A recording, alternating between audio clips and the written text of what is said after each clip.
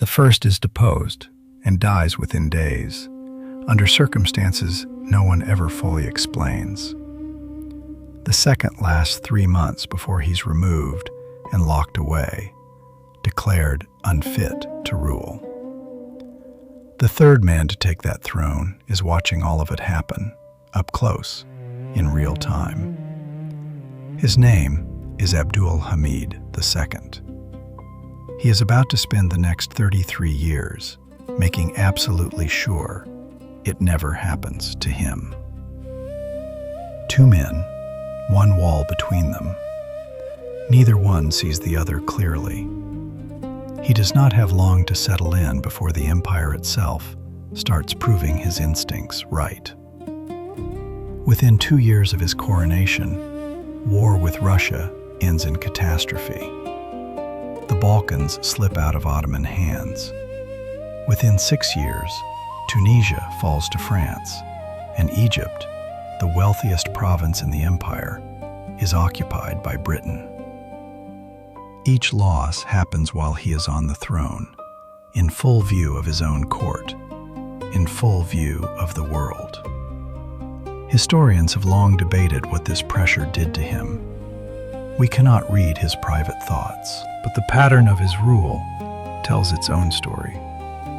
He builds one of the most extensive surveillance networks of his century, a parallel intelligence apparatus answering to him alone, keeping files on activists, diplomats, foreign missionaries, and members of his own family.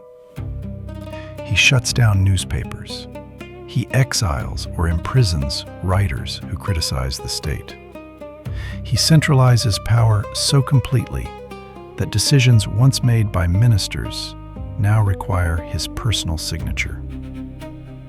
To his critics, this looks like paranoia.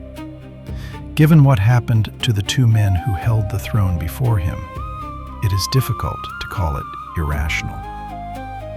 It is the logic of a man who has seen, up close, exactly how this ends when you let your guard down. On the other side of the palace wall, a different man is watching the same events and drawing the opposite conclusion. Abdul Rahman al-Kawakibi is born in Aleppo in 1855, 21 years before Abdul Hamid takes the throne. He grows up inside the machinery the Sultan is building. He sees the newspapers shut down. He sees critics disappear into exile or into silence. He sees something else, too, something that becomes the center of his life's work.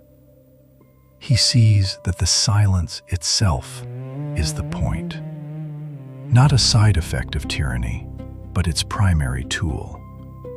He writes that a population kept ignorant cannot organize, a population kept afraid cannot speak, and a population that has stopped speaking will mistake its own silence for consent. Kawakibi writes 2 books that will outlast the empire that tried to erase him. In one, he studies the nature of despotism itself, how it spreads, what it needs to survive, why it so often survives longest in the places that claim to need it most for stability.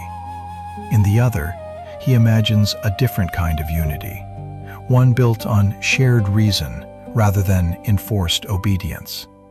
He argues, carefully and repeatedly, that religion has been taken hostage, used by rulers to justify control it was never meant to grant them. This is not an attack on faith.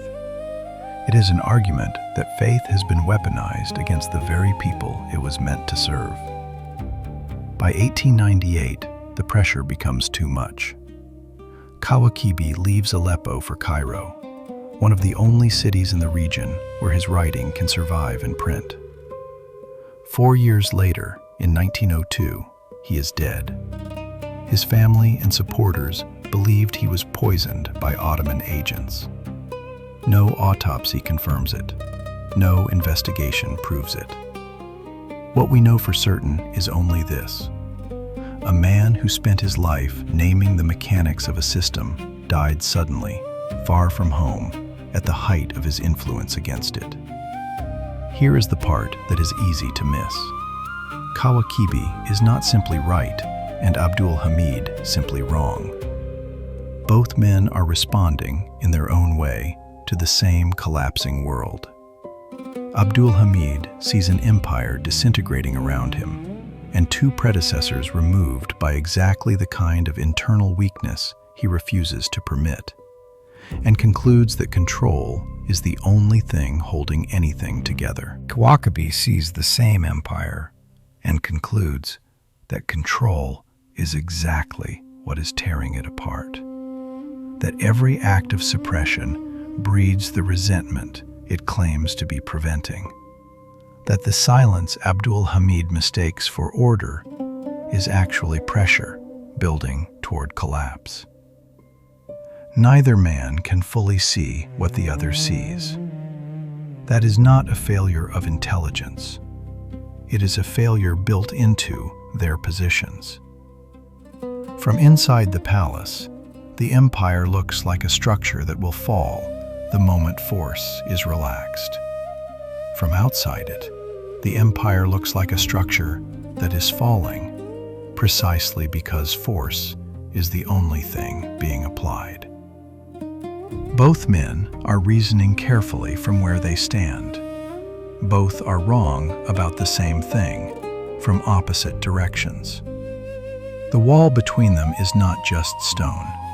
It is the distance between two people who each believe, sincerely, that they are trying to save something. One is trying to save an inheritance he watched two relatives lose. The other is trying to save a people he watched go silent. Neither succeeds.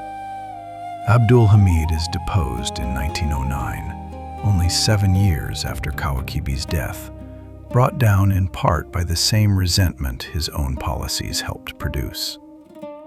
Kawakibi's name nearly disappears from public memory, kept alive mostly by scholars and by the slow, uneven work of history rediscovering what it once tried to bury. This is not really a story about a good man and a bad man. It is a story about what a system does to the people inside it, on every side of its walls. A ruler convinced that survival requires total control will eventually mistake his own subjects for threats.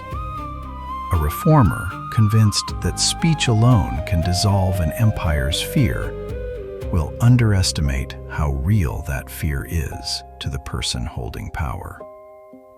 Both men lose something essential: the capacity to see the whole picture from where they are standing. That loss is not a personal failing. It is what these systems do. They narrow the vision of everyone inside them, the powerful included. Kawakibi understood something that outlived him. Tyranny does not survive because tyrants are strong. It survives because silence is easier than the alternative, for the ruler and the ruled alike. He paid for saying so, possibly with his life. The wall he rode against still stands in other forms, in other places, built by other men, convinced they have no choice.